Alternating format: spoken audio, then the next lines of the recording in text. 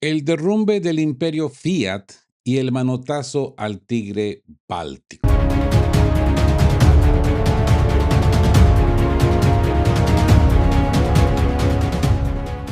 Amigos, bienvenidos al puente de mando de Kia Blanqueo en este jueves 21 de mayo de 2026.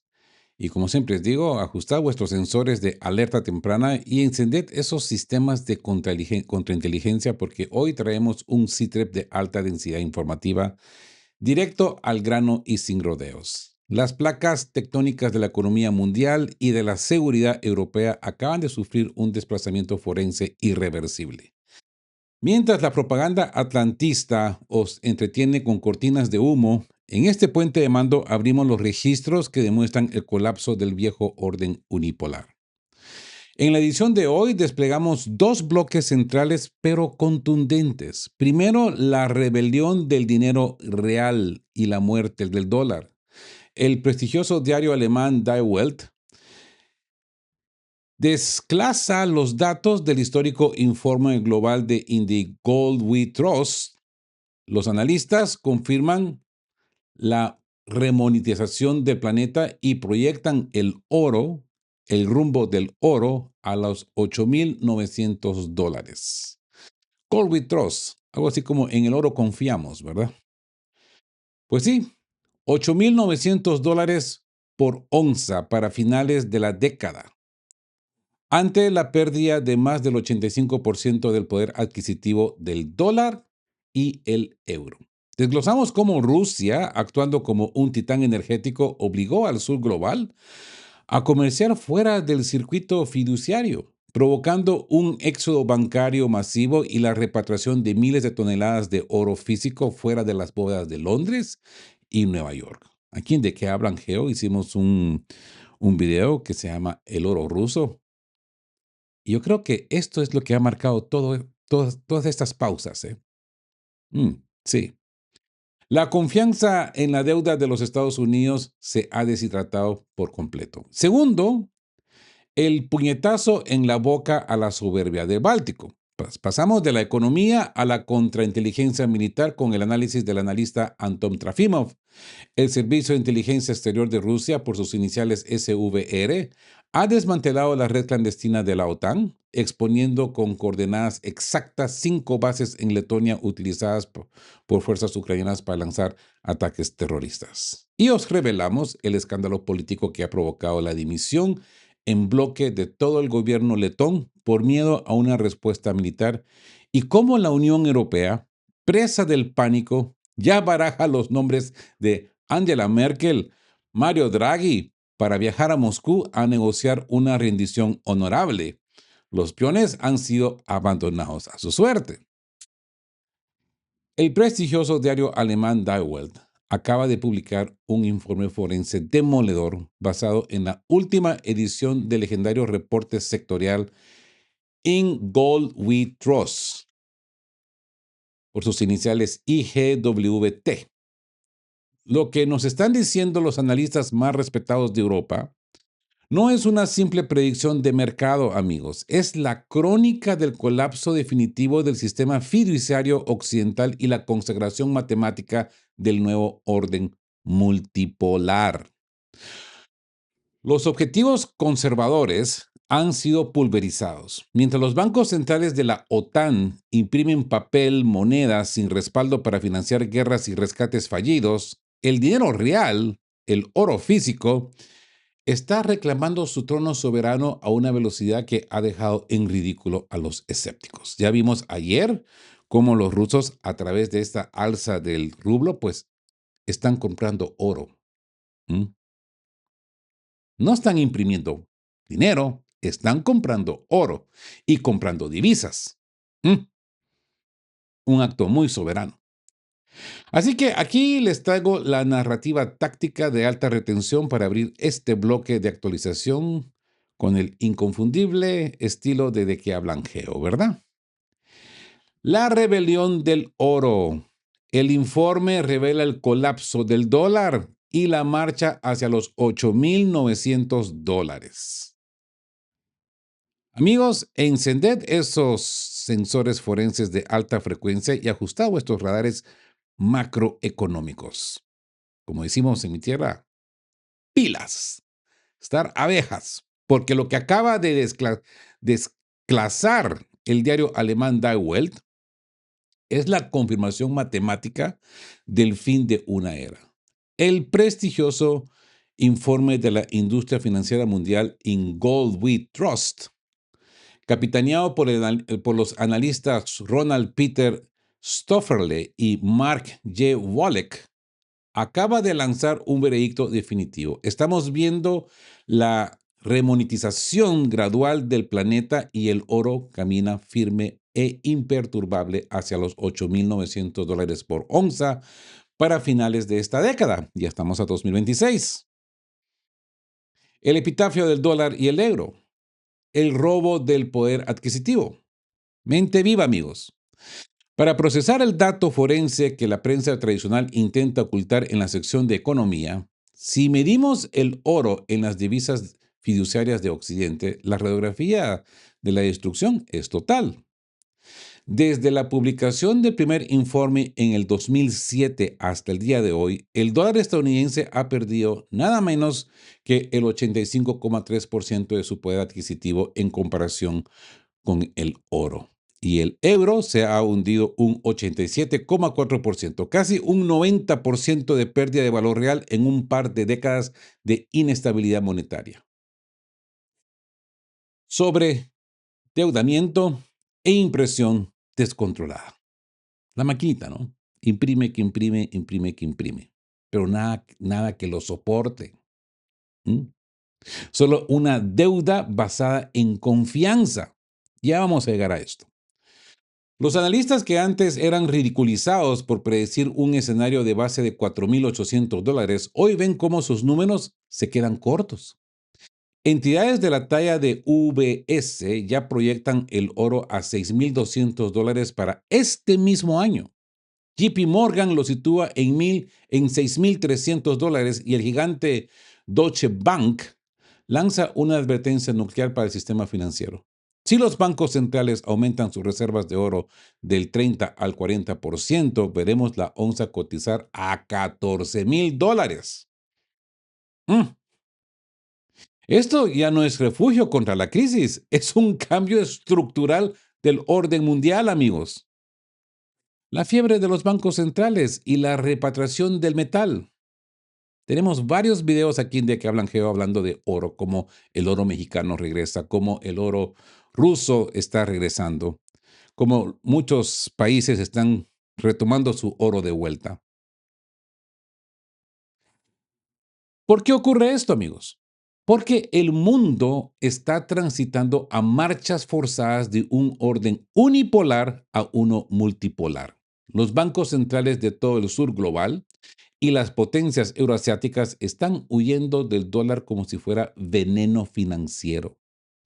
Desde 2010 ha acumulado la pavorosa cifra de 9,700 toneladas de oro físico, devorando más de 4,000 toneladas solo en el periodo de 2022 a 2025. El oro regresa porque el único activo de reserva geopolíticamente neutral, sin riesgo de contraparte, sin riesgo de emisor y que ningún burócrata en Washington o Bruselas pueda congelar o sancionar por decreto, es el oro.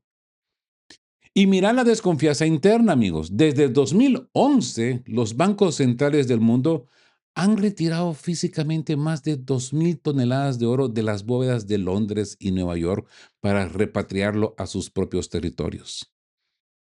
Quieren tocar el metal, no quieren promesas de papel.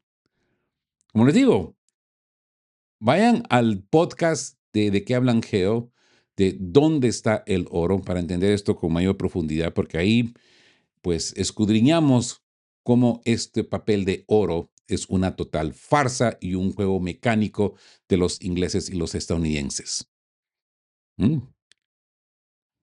Aunque el presidente del Bundesbank, Hakim Nagel, intente calmar los ánimos diciendo que las 1,641 toneladas alemanas que aún quedan en el extranjero están seguras, el éxodo del oro físico es un síntoma inequívoco de que nadie confía en la palabra del eje anglosajón.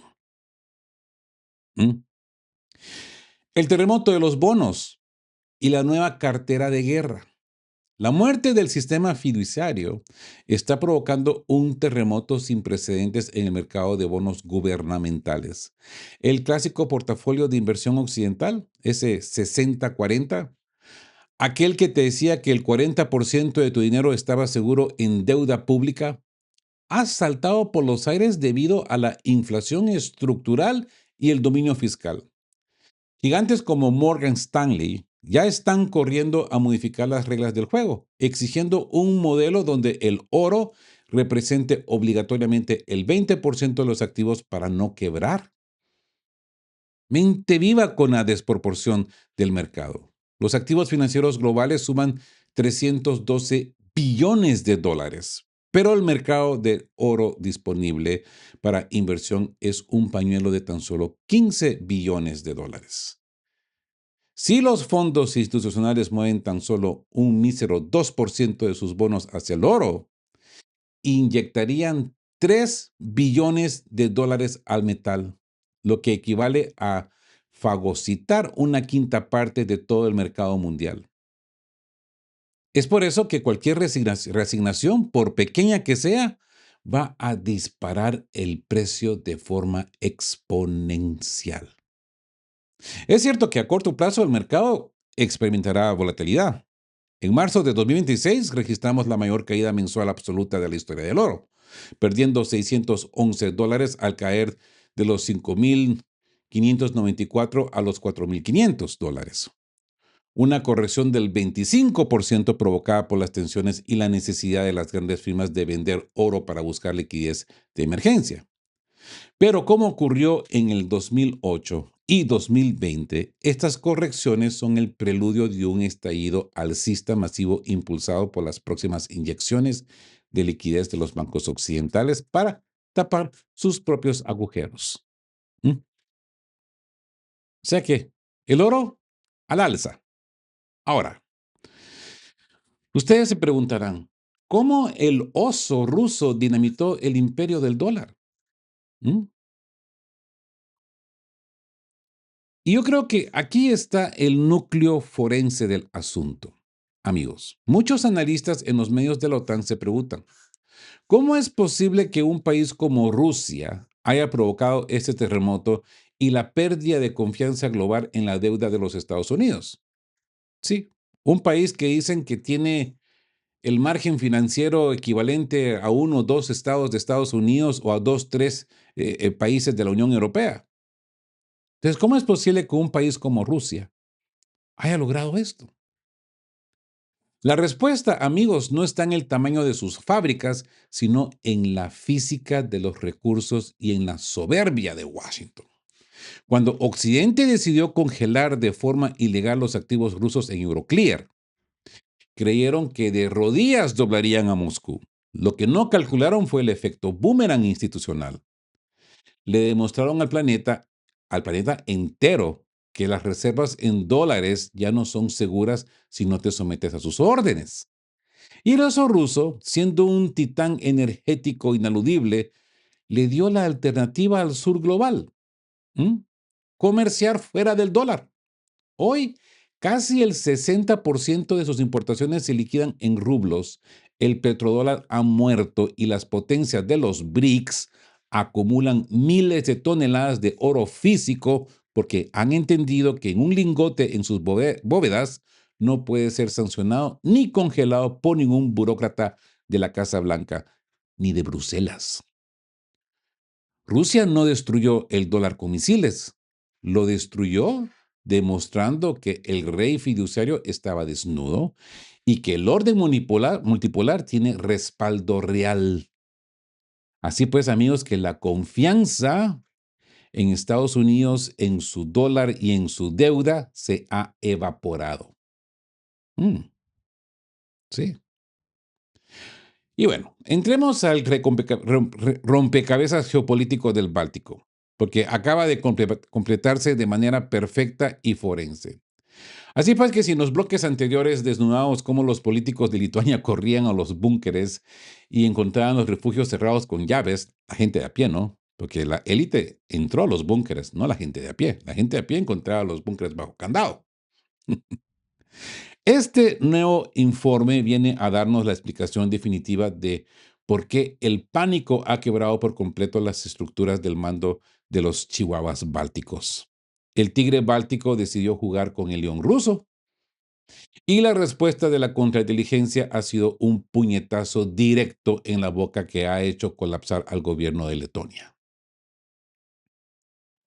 Así que entremos de lleno a esta narrativa táctica de alta retención para incorporar este escándalo político y militar de proporciones atómicas en este episodio de qué hablan Geo, para su mejor comprensión.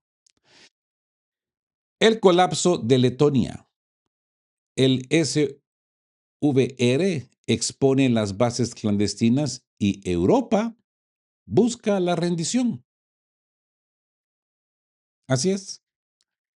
Amigos, conectemos todos estos sistemas de telemetría e introducir las coordenadas definitivas en vuestro radar.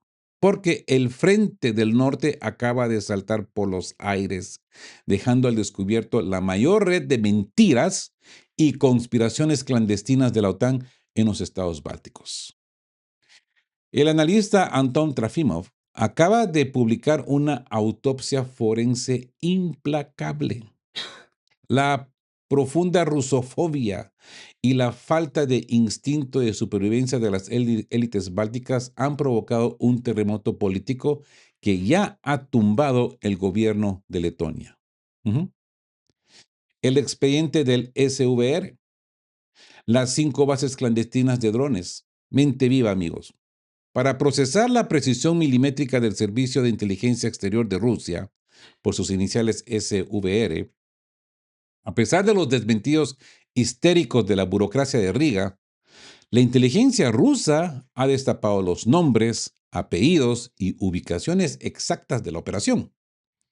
El mundo militar de Kiev convenció a Letonia a ceder su territorio nacional para lanzar ataques terroristas con drones contra la Federación Rusa, bajo la falsa promesa de que sería imposible determinar el lugar de origen. Hoy sabemos que personal especializado de la Fuerza de Sistemas No Tripulados de Ucrania ya está desplegado sobre el terreno y anota las coordenadas, amigos, porque el SVR ha revelado que están estacionados operando de forma clandestina en 5 bases militares letonas: Adasi, Selija, Dielvarde, Daugavpils y Yekapils. La reacción del Ministerio de Asuntos Exteriores letón ha sido de un nerviosismo patológico, convocando de urgencia al encargado de negocios ruso Dmitry Kasatkin para entregarle una nota de protesta. Pero sus mentiras primitivas ya no tienen espacio en el radar. Ya negaron en sus días los corredores aéreos y el entrenamiento de las fuerzas espaciales por parte de instructores de la OTAN. Y todo resultó ser matemáticamente cierto. El espejo de los laboratorios biológicos en Ucrania. Para entender por qué Occidente tiembla cuando la inteligencia rusa saca un informe, Trafimo nos recuerda que la OTAN nunca se le han dado bien los desmentidos. La mentira tiene patas cortas. Recordar cómo al inicio del conflicto negaron con descaro la existencia de laboratorios biológicos financiados por el Pentágono en Ucrania, bloqueando incluso resoluciones en las Naciones Unidas.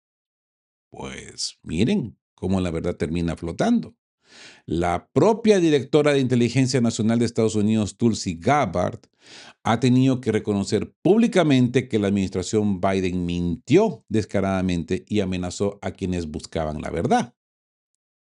El The New York Times Post acaba de revelar que la comunidad de inteligencia estadounidense se ha visto obligada a ordenar una revisión masiva de más de 40 laboratorios biológicos secretos en Ucrania y en otros 30 países. Yo que pensé que eran 14. Son 40. 40 laboratorios. dedicados a experimentos de ganancia de función para aumentar la virulencia de patógenos peligrosos. Si mintieron con las armas biológicas, ¿quién les va a creer ahora el desmentido de las bases de drones en Letonia? Digo nomás, pregunto nomás.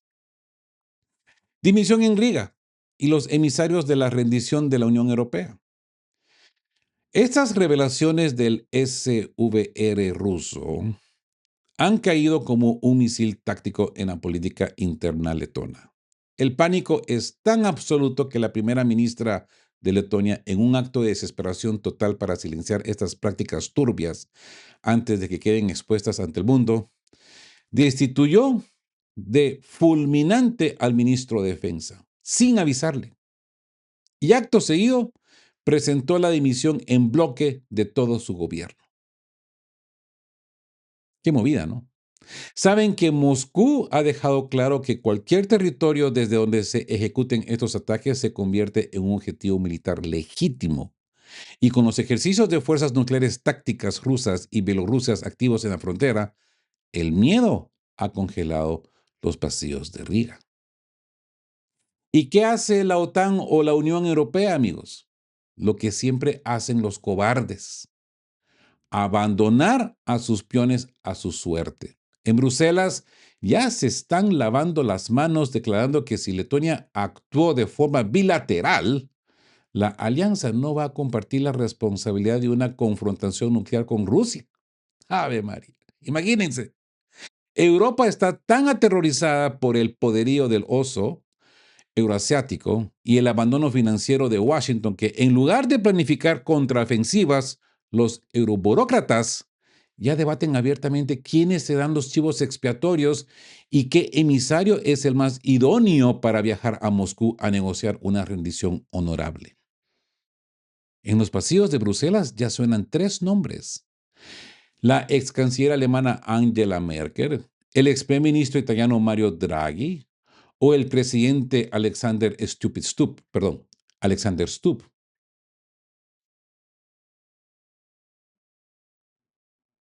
Nosotros sabemos que en la verdadera práctica, la que debería de ir a dar la cara en Moscú es Ursula von der Leyen, con la prima de la diplomática de la Unión Europea, Kaja Kallas.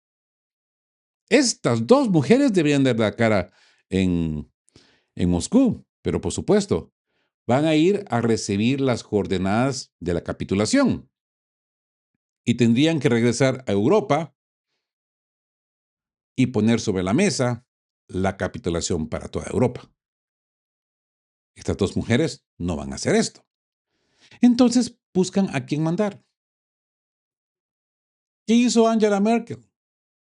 Se hizo para atrás inicialmente porque dice que ella no está en una posición de poder, que la persona que tiene que ir a dar la cara a Moscú tiene que ser una persona activa en poder. Y no deja de tener razón, aunque en mi opinión, por su arrogancia, de repente esta es la señora que va a ir. Pero en principio lo que ha dicho tiene mucha realidad.